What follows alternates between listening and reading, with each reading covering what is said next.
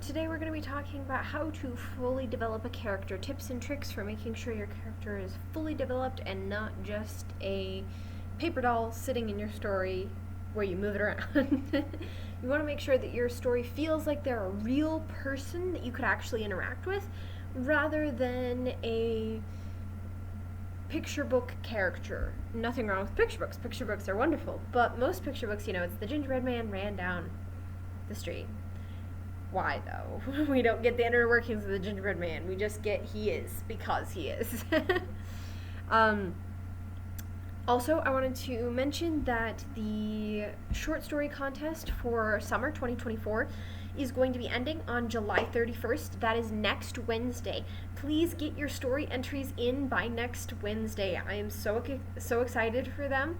I am beyond excited, actually. I have seen so many people take flyers, and I hope that at least even half of the people who took flyers enter, because I would absolutely be thrilled with that. There's that. And let's continue forward. So, with fully developing your character, what is their backstory? Even if they're 4 years old, they still have a backstory.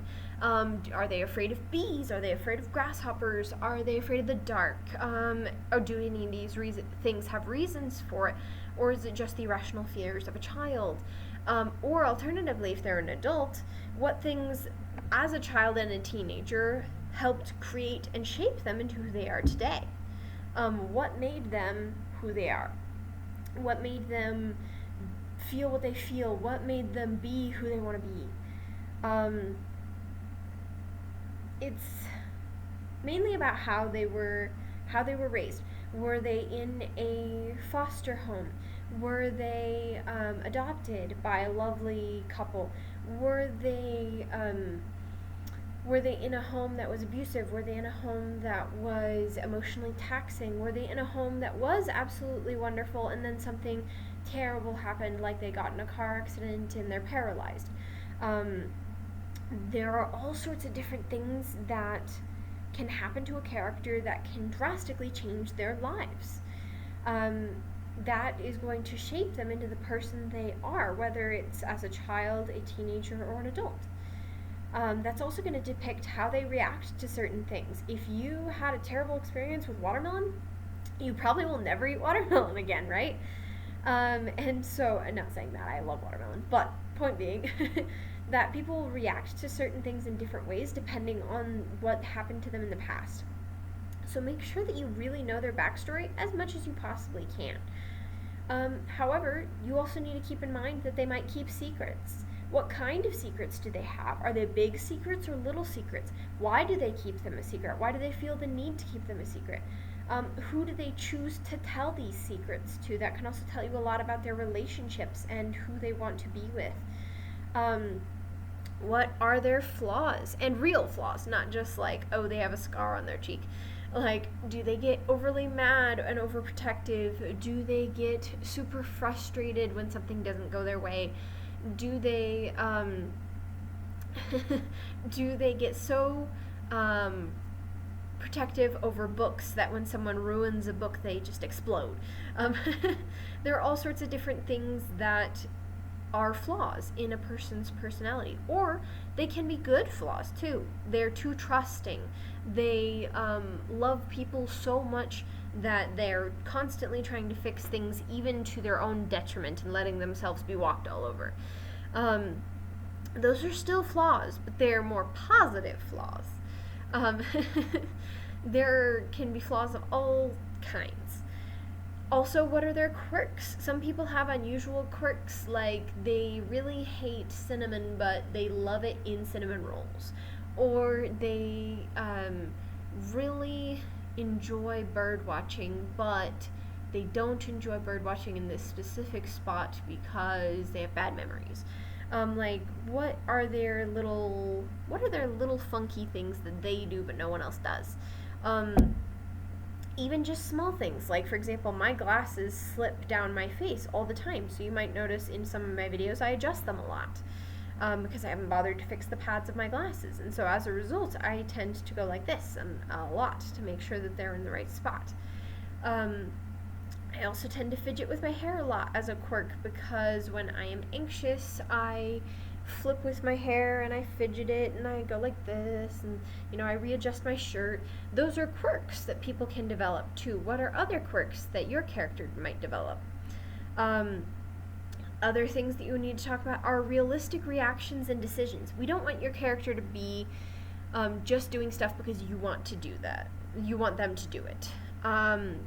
You want to make sure that they have a reason. It's not just, oh, okay, I will go get married to this guy because my parents are forcing me to and have no problem with it.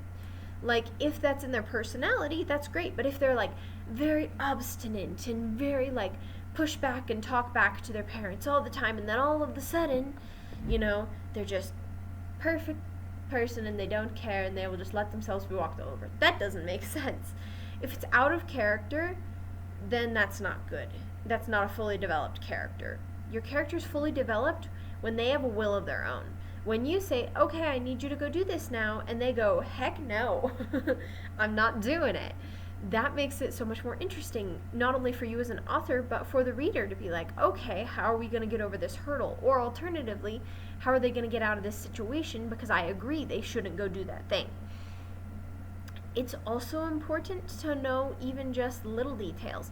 If your character has the ability to speak 5 different languages, but then all of a sudden later they're like, oh no, I don't know Mandarin, but you mentioned they know Mandarin at the beginning of the book, that's not good. You want to make sure that you write down those kinds of details, like they're allergic to peanuts, or they know Mandarin, or they have a phobia of open spaces. Those are all things that you need to make sure you write down, not only because then your character will be more accurate and more real and more fully developed, but then also because you won't forget them and cause developmental problems later in your story where you're contradicting yourself multiple times with that same character. It's important to make sure that it's all smoothed over and all says the same stuff and that there's not big problems with your character acting inaccurately to who they are and who they have been portrayed as. Alternatively, it's also important to take in mind that there's the nurture versus nature argument. How much of their personality came about because of how they were raised, and how much of their personality came about because of just who they are in general. People generally will, even if they're raised in entirely different situations, if they could be completely similar people. Or alternatively, 2 people could be raised in the same situation and yet turn out to be drastically different as well. Why? Because it's not all about nurture and it's not all about nature. It's important to remember that we're all unique individuals, and that in order to create a unique individual as a character who is different from you, you need to do some research, you need to do some thought, you need to do some observation of people who are like that person. If you meet someone and they are like your character, see if you can get to know them a little better. See if you can figure out a little bit more about them. Or if your character is a celebrity, learn more about what celebrity lives are like. If your character lives in a small town, maybe go visit a small town and see what it's like, or do research on what people feel like who were raised in small towns. Make sure that you have an idea of kind of their world, because especially if their world is different from yours as a character, you want to make sure that you are fully immersing yourself in that world so that way your character can feel fully developed and fully real in the world, and not just like a flat caricature, that they actually have details that make them feel real. And you don't even have to have like their favorite food or their favorite drink or anything, even though those are fun to sometimes add in as characters. You can just add simple things, like they like savory more than they do sweet. That's something that's a generalized fact that is fun to have as a reader that you might want to add to your character. Or alternatively, if it's a short story, just mention a few little details. Probably quirks and flaws are going to be things you're going to want to rely on to make them seem more developmentally sound. Whereas in a novel, you can dive into things like savory over sweet foods and reactions to small things and various things like that, nurture versus nature. But as a short story, you also might want to look into the bigger things. things that people would notice and observe more, like me pushing up my glasses on my nose and things like that, or fiddling with my hair, or my tendency to use or a lot. Those are all important things to remember when you're creating a well-rounded character.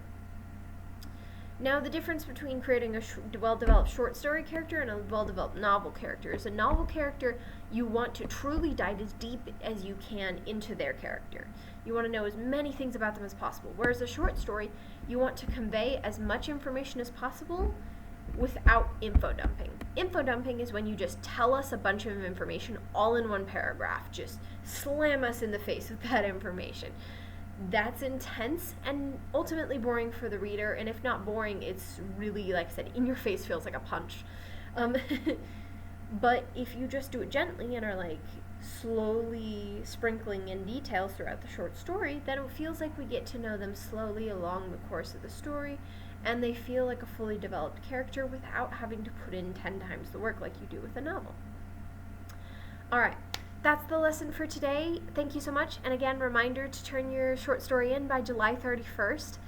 We do close at 9 that day, so make sure that you turn it in well before 9. The deadline is technically 8:45 because my coworkers start closing at that point. So that's why I have 8:45 on your sheet. So make sure you get it in before 8:45 p.m. on July 31st. I look forward to it. And thank you so much for listening to my lesson.